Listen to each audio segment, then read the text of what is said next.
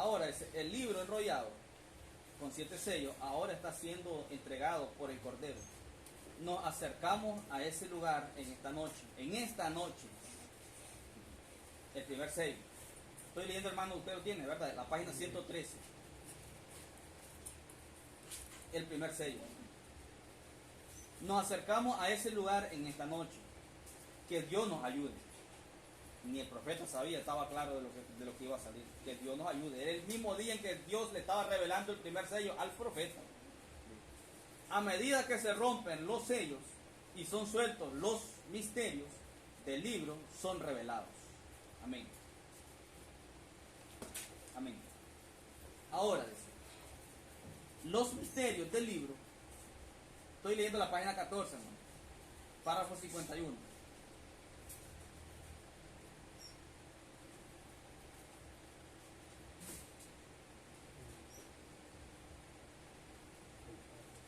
Podemos leer desde el verso, desde el párrafo 50, para que le agarremos más sabor. Y dice, y luego, el libro es una revelación. Así que una revelación es algo que es dado a conocer respecto a algo, es algo que ha sido revelado. Y ahora noten bien para que no se les olvide, está cerrado hasta los últimos tiempos. El misterio entero del asunto está cerrado hasta los últimos tiempos. Hallamos eso aquí en las Escrituras. Ahora, los misterios del libro son revelados cuando los sellos son abiertos. Y cuando los sellos son abiertos completamente, entonces el tiempo de la redención cesa. Redención cesa. Se termina. Podemos quedarnos allí. Porque el Cordero deja el lugar de intercesión para salir a reclamar lo suyo.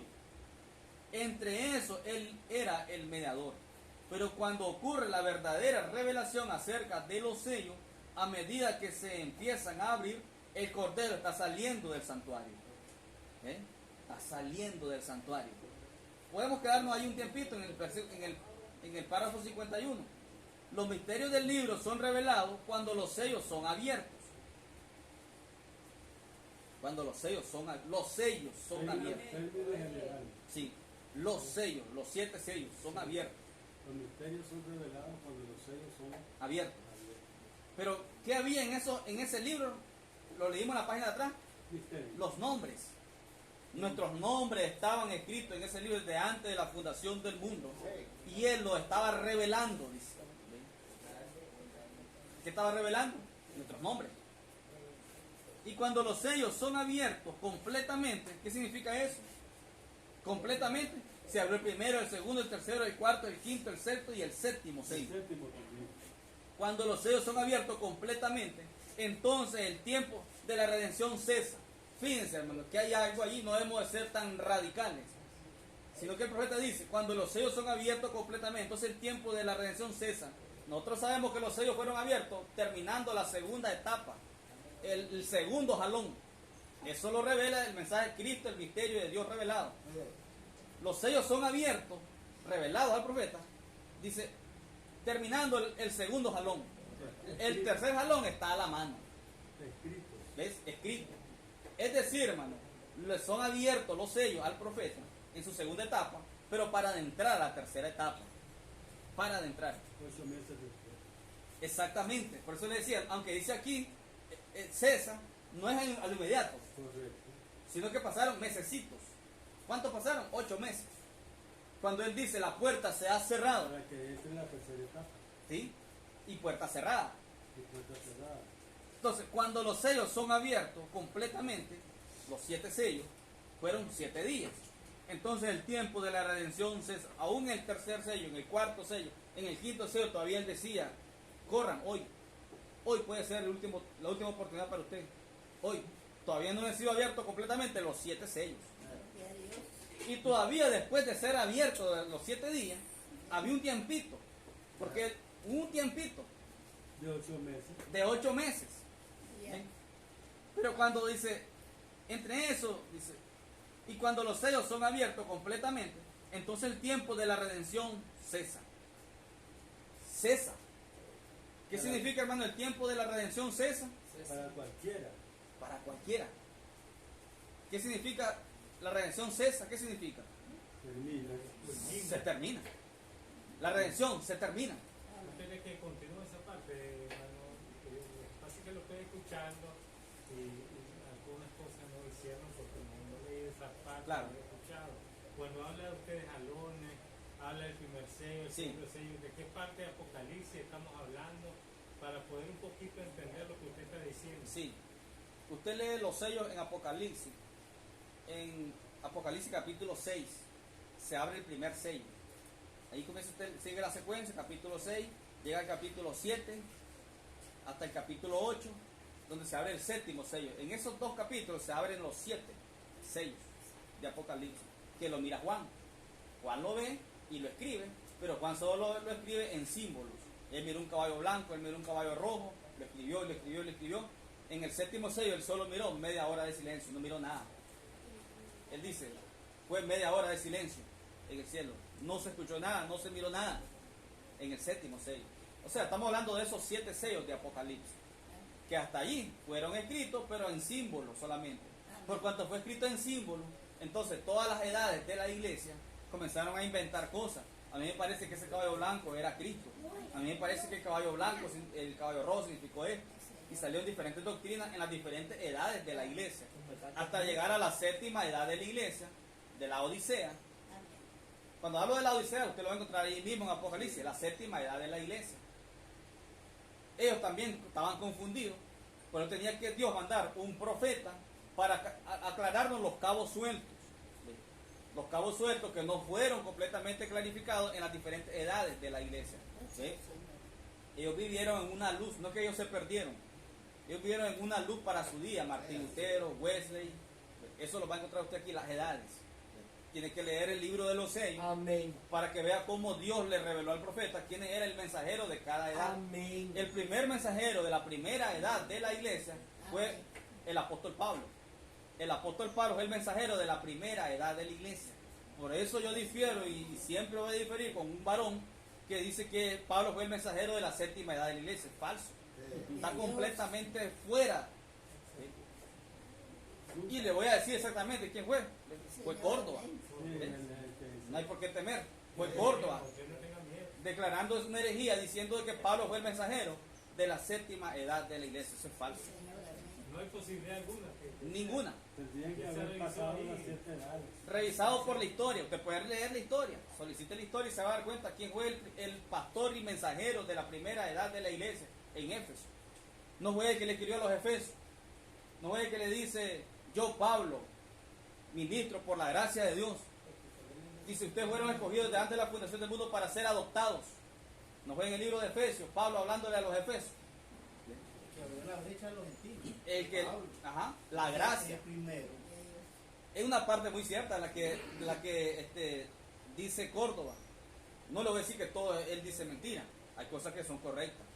Pero una parte correcta no me sirve. Tiene que ser toda la palabra. O si no es muerte. Muerte espiritual. Él dice que Pablo recibió la gracia y es cierto. Pablo es el apóstol y mensajero de la gracia. Mas sin embargo, Pablo no recibió todo el misterio de Dios. No lo recibió. Pero recibió más Juan.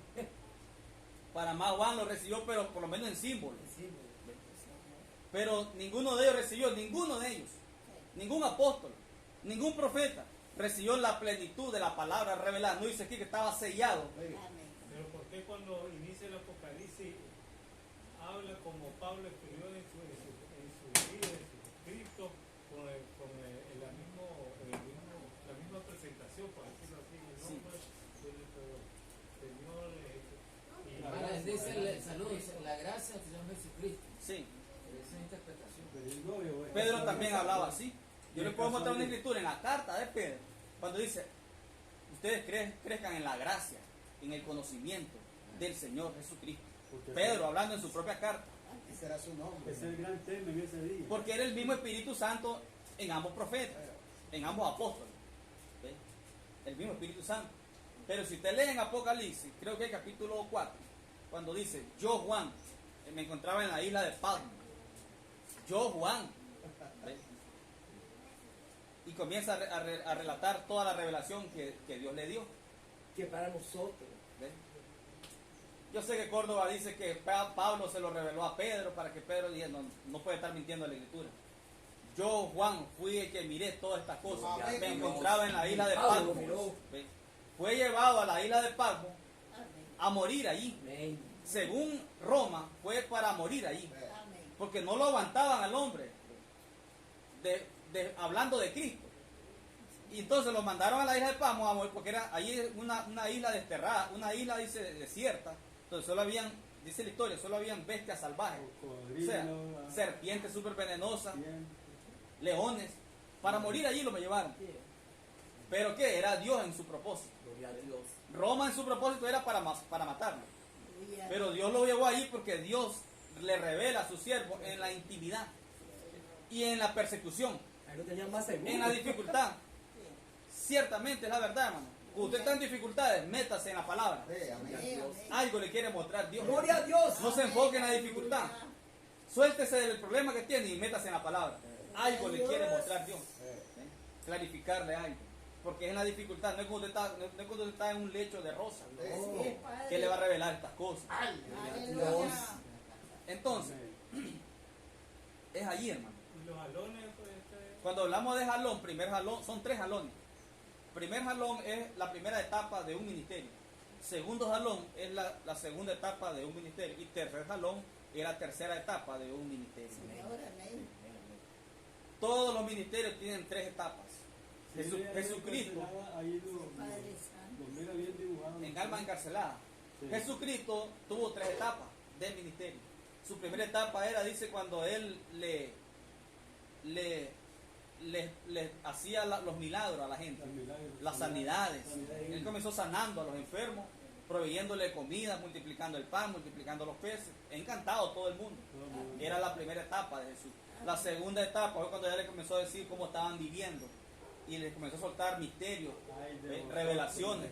Les comenzó a decir, ustedes tienen que comerse la carne del Hijo del Hombre y beberse la sangre del Hijo del Hombre. Eso ya no les gustó y dieron la vuelta. Ella era muy profundo. ¿Se acuerda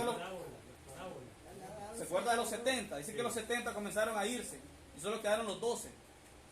Esa era manifestando Cristo, su segunda etapa, su segundo jalón de ministerio. Él, hermano, termina su segundo ministerio sobre la tierra, Jesús. Pero él tiene una tercera etapa. La tercera etapa de Jesús, pues, ya no fue sobre la tierra. Fue cuando él fue en el espíritu a las almas encarceladas en el infierno a predicarles. Y les predica para qué almas encarceladas. Si ya estaban encarcelados, ya estaban perdidos. Los que habían desobedecido en el tiempo de Noé, dice la Biblia, usted lo puede leer en Pedro, segunda de Pedro, que habían desobedecido en los tiempos de Noé. Y Jesús fue, dice, cuando su cuerpo fue puesto a dormir, él fue en el espíritu a predicarle a la alma encarcelada en el infierno. Para testificar, dice que de él hablaba Noé. De él hablaba que él era el que iba a enviar un diluvio. Soberanía. ¿Ves? Entonces, ¿para qué fue a predicarles si ya no podían arrepentirse? Ya estaban muertos. Ya estaban en el infierno, en un lugar de tormento. Para testificarle que de él. Entonces, pero también para enseñarnos a nosotros que la iglesia del tiempo del fin, la cual estamos ya, tiene 3 etapas de ministerio. Y esta tercera etapa de la novia o de la iglesia escogida es, hermano, hacer lo mismo que Jesús hizo, predicarle a los perdidos que ya no pueden arrepentirse. No sé si tiene otra pregunta. No, está bien, está bien. Eso es la identificación de los 3 jalones, hermano. Entonces, y cuando los sellos son abiertos completamente, entonces el tiempo de la redención cesa, se termina. Pongámosle que avanzó todavía la redención 8 meses más, pero son 8 meses, ya pasaron 50 años y hay redención todavía. Entonces va a haber todavía redención. Él sigue redimiendo. O le creemos o no le creemos. La gente como lo ve y no le cree, entonces no funciona. Porque ellos dicen, no, todavía sigue él salvando a la gente. La misma iglesia del mensaje. Los que tanto adoran al profeta dicen, no, todavía está redimiendo el Señor a la gente. No es cierto. Porque el Cordero deja el lugar de intercesión para salir a reclamar lo suyo. Cuando Él deja el lugar de intercesión, hermano, ¿qué cosa es Cristo, hermano? Es la palabra. ¿Qué son los 7 sellos? Es Cristo. Entonces, ¿quién es el que sale para reclamar? Los 7 sellos. Los 7 sellos es Cristo. Él sale para reclamar lo que Él ya redimió. Amén. ¿Cuándo lo redime, hermano? El tiempo de redención empieza en la cruz de Calvario, con su sangre. Y transcurre una serie de años hasta 1963, cuando los sellos son completamente abiertos. La intercesión se cierra. O sea, nadie más puede ser salvo. ¿Ve? La novia escogida ya está escogida y queda adentro. En el arca. Y tal vez no había nacido sobre la tierra. En el arca. ¿Ve? Pero aquí mismo dice el profeta, allí está perfectamente la predestinación. Aquí la predestinación no es como en el otro ángulo que siempre lo hemos mencionado, predestinado y predestinado y predestinado. Pero aquí está hablando de algo específico. Está hablando de algo específico, hermano, que es la novia. Aleluya. Después que los sellos son abiertos y la intercesión cesa, ahí dentro específicamente es perfecta la predestinación. Porque siquiera hay miles de miembros de la novia que no habían nacido todavía sobre la tierra, o tal vez cientos, o tal vez menos, que no habían nacido todavía sobre la tierra, pero su nombre estaba escrito en el libro, que estaba siendo revelado y manifestado. Usted dice, pero es que yo no veo de que si no estás sobre la tierra, ¿cómo va a ser manifestado? Su nombre estaba allí, su naturaleza estaba allí, estaba siendo manifestada sobre la tierra. Tuvo que haber pasado primero por un profeta, porque él abrió. A él le abrieron para él abrir. ¿Ven? Entonces, porque el Cordero deja el lugar de intercesión para salir a reclamar lo suyo. Entre eso, él era el mediador. Pero cuando ocurre la verdadera revelación acerca de los sellos, ¿por qué verdadera revelación? Porque los sellos habían sido revelados ¿a quién? A Juan. Pero no era la verdadera revelación. Juan miró sombras, símbolos. ¿Ve? Pero cuando ocurre la verdadera revelación acerca de los sellos, a medida que se empiezan a abrir, ¿ve? El Cordero está saliendo del santuario. Mientras los sellos se están abriendo, el primer día, segundo día, tercer día, cuarto día, quinto día, el Cordero va caminando ensangrentado por el espacio del santuario. Todavía dice el profeta, yo no puedo ver, dice, cómo un hombre puede ver a ese Cordero saliendo del santuario ensangrentado y todavía creyendo que está pecando, o todavía pecando. ¿Entienden? ¿Cómo puede un hombre ver a ese Cordero ensangrentado saliendo y todavía este hombre pecando? ¿Lo entienden, hermano? Entonces dice, entonces que no puedo fallar en nada. No es eso lo que está diciendo. ¿Cómo usted puede ver el Cordero ensangrentado saliendo y todavía usted cree que peca? Cuando la Biblia dice que está en Cristo, Él no peca. Miren, El Señor, amén. el que está en Cristo no peca. Gloria a Dios, aleluya. Tiene pecado. Ah, no. Tiene pecado. ¿Tiene pecado? No tiene. Dice la Escritura, si decimos que no tenemos pecado, le hacemos al mentiroso. Pero ¿de qué está hablando? Está hablando de dos clases de pecado. Cuando dice Juan, el que dice que no tiene pecado, le hace a él, porque nosotros tenemos pecado. Nuestros errores que cometemos en esta carne son pecados. Pero cuando dice el que está en Cristo no peca, está hablando del pecado en el alma, incrédulo a la palabra revelada de la hora. El que está en Cristo, él no puede ser un incrédulo. Un adoptado no puede ser incrédulo. ¿Ve? Él recibe la palabra revelada, misteriosa, ¿ve? Y la ve y lo cree y lo recibe. Él no peca. ¿Ve? Bien entraríamos a esa escritura, hermano, pero nos va a llevar más tiempo. Pero la Escritura dice claramente, el que está en Cristo no peca. O le creo o no le creo. Y pues si yo te miré ayer cometiste un error, es el error en mi carne. Pero la Escritura me está hablando de un pecado que va a condenar el alma o salvar el alma. Es rechazar la palabra revelada para la hora. El que está en Cristo, adopción, él no peca. Dios no mira su error, dijo el profeta. Él ni siquiera mira su error, fíjense. Hablando en ese ángulo. Y no es para que hagamos libertinaje de esto, entonces. Eso sería malinterpretado. Pero hermano, usted siempre va a fallar, créanme. No es que yo le desee que falle, pero usted siempre va a fallar. Amén, amén. ¿Y cómo? Efesios 4:30, ¿cómo que? Primera de Juan. Efesios 4 le dice, y no contristeis al Espíritu Santo Amén. con el cual Fuiste sellado fuiste sellado. para el día de la redención. ¿Cuál redención? Dice el profeta? Cuando los sellos son abiertos, la redención, el libro de redención. Está diciendo que lo va a contristar y lo tiene. Y está sellado. Está sellado. ¿Ve? ¿Qué es lo que hace el hombre? Es contristarlo. Y no le recomiendo contristarlo, es terrible. No le recomiendo contristarlo, es triste. Entonces, pero dice Pablo fue, no contristen el Espíritu Santo de Dios con el cual fuiste sellado. Dice que ya está sellado, la novia ya está sellada, pero que no se atreva ella a contristarlo. ¿Ve? No lo hagan. En el alma. Entonces, más bien en la carne. Usted lo contrista por su carne. Sí, exactamente. Usted contrista al Espíritu por su carne, no por su alma. Correcto. Su alma está en línea con la revelación. Amén, amén, amén. Amén, amén. Sí, sí, sí. Su alma no puede contristar. Si No, su no, alma no, contrista, el Espíritu está muerto. Sí, sí, sí, sí. Amén, Entonces, así de es. alguna manera, hermano, disculpa, porque esto es como que se vuelve un poco de enredo. Mire, si pecamos, estamos contristando el Espíritu. Si no pecamos, estaremos de ser un mentiroso a la palabra, porque dice que nadie no peca, todos pecamos. Entonces, ¿cómo es ese asunto? Si pecamos, De las dos maneras dice. Dice que el que tiene la simiente de Dios no peca. Y después dice que todos pecamos. De las dos maneras dice. sí, No hay llamada. sí. Yo creo que nosotros entendemos bien esto. Sí. Es que ella está viendo el pecado en la carne. Confunden. Entonces no sabe que existe un pecado de muerte y el pecado que no es de muerte. Sí. Pero está bien aclarárselo, tal vez le sirve a él. Y gloria a Dios que le sirva. Está viendo eso. Es bueno aclarárselo. Porque dijo Pablo, yo no he rehusado darle todo el consejo de la palabra para que no tengan excusa. Es que lo bonito es que viniera más seguido. Entonces, vamos a tratar de avanzar un poco más así en el primer sello.